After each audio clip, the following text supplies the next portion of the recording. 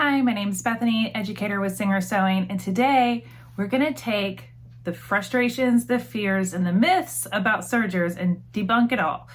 This video is all about building confidence, answering your questions about what a serger is and why you might need one, and just some ways to get familiar with it and overcome those fears. So let's take a deep dive into sergers. Let's start with threading.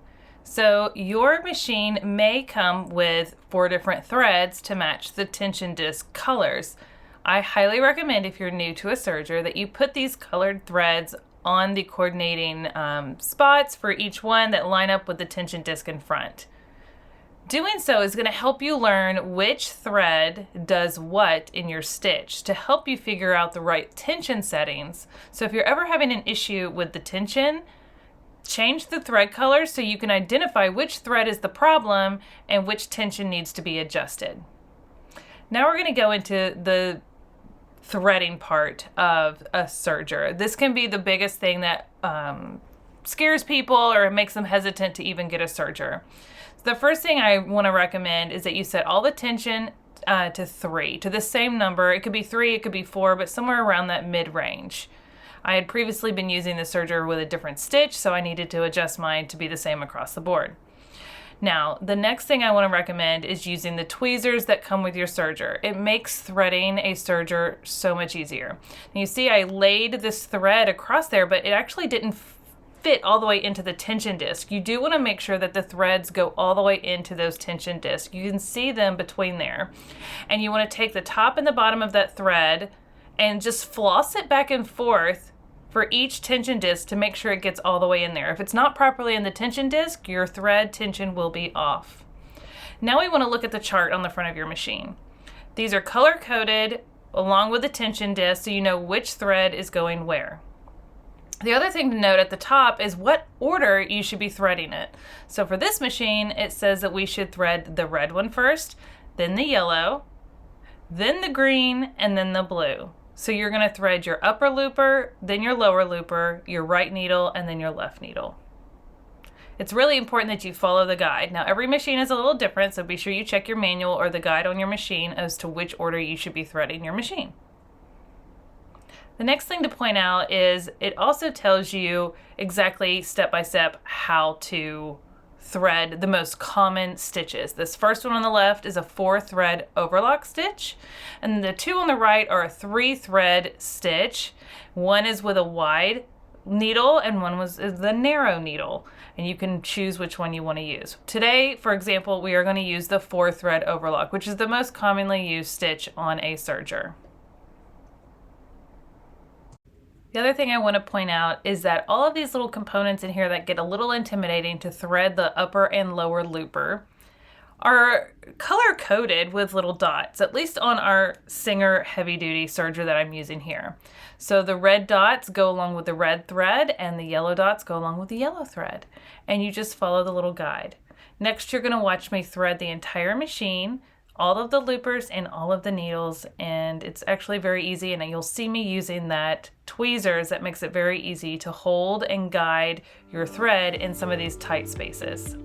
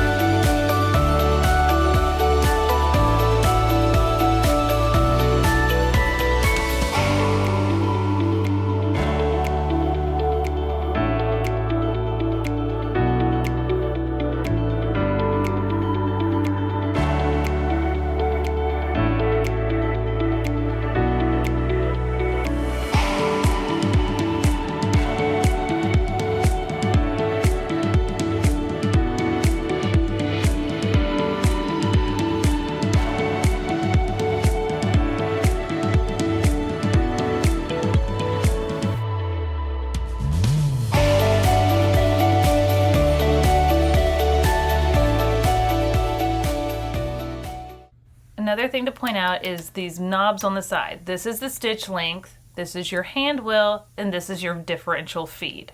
You also have the power button and the plug for the power cord.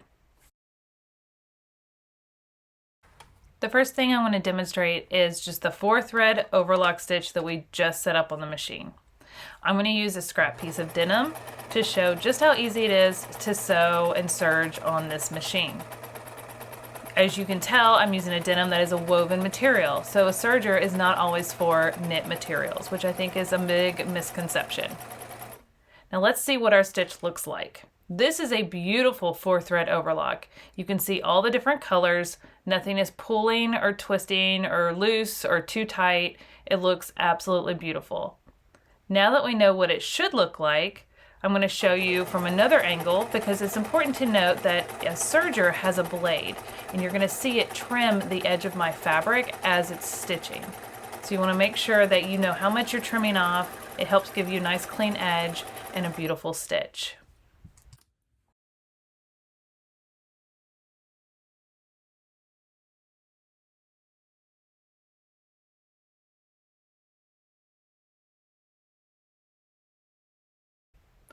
Now remember, we were using the same tension across all of our tension discs for that 4-thread overlock. Sometimes you may need to adjust this for the type of material you're using, but to really show you how you can see differences in your stitch, let's take that upper looper and move it to the tightest tension, which is a 9 on this machine. We're going to do the same stitch in the same setting. We just changed that one tension from a 3 to a 9. Which is increasing the tension, making it a tighter pull. So here we are sewing across here again. And once you get done, you'll be able to see the difference from the first example of how it was supposed to be to this example of how it's a little different.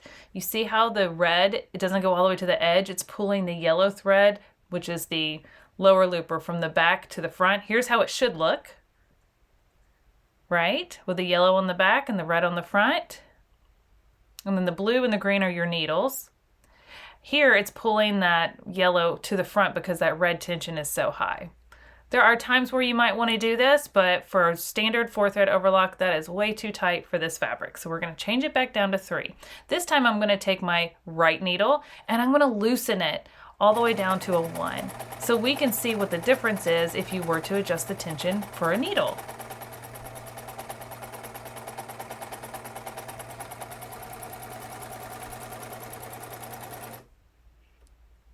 All right, you see how this green stitch, that right needle, it's not straight. It's very loose, it's very wobbly. See how it should look?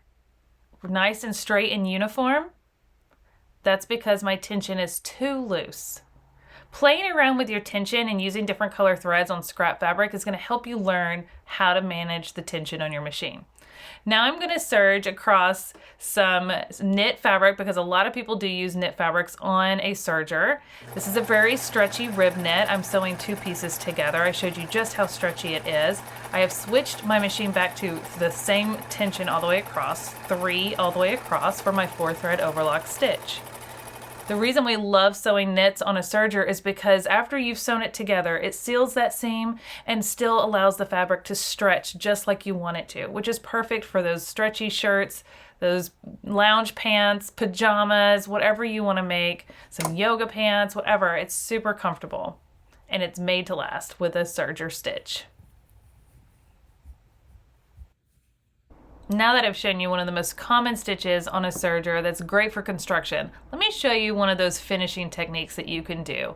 For example, you could do rolled hems or flat locking. So for today's example, I'm going to show you flat locking, which is one of my favorite stitches to do on a serger.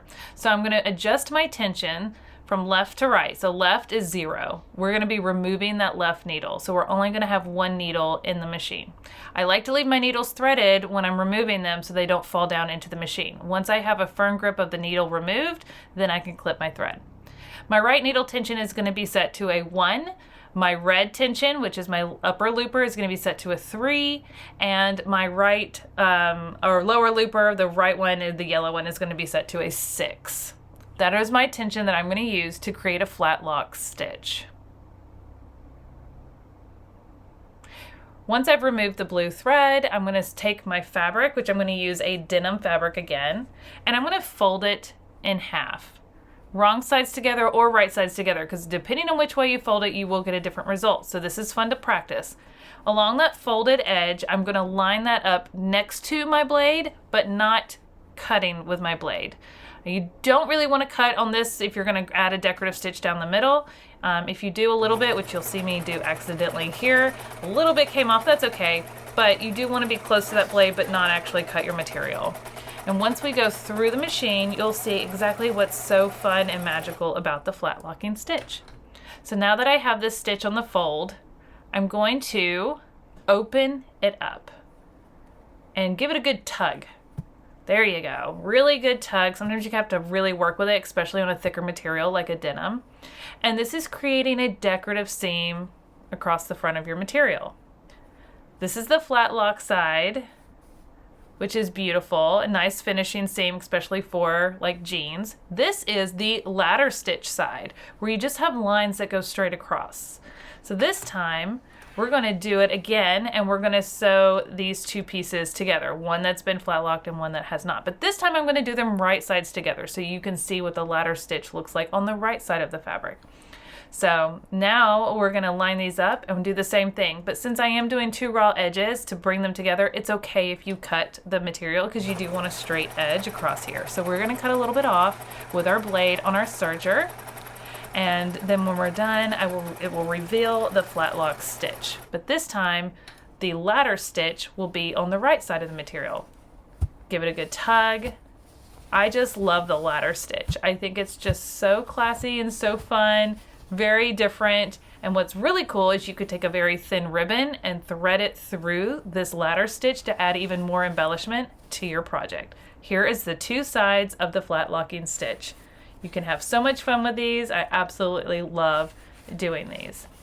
Now I'm going to show you an example of where I've taken strips of different denim and put them together using the flat locking stitch with the ladder stitch on the front or right side of the fabric. This is such a fun way to make your own material to create a really unique project of your choice. Here's a project I did with a fleece. And it's actually like a bottle bag for the holidays. And I used the flat locking stitch to give this red material some white stripes to give it that candy cane vibe.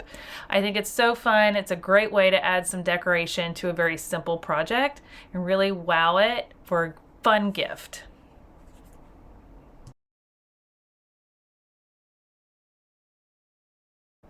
Let us know in the comments what you learned today from this video and what you're excited to try next on your serger.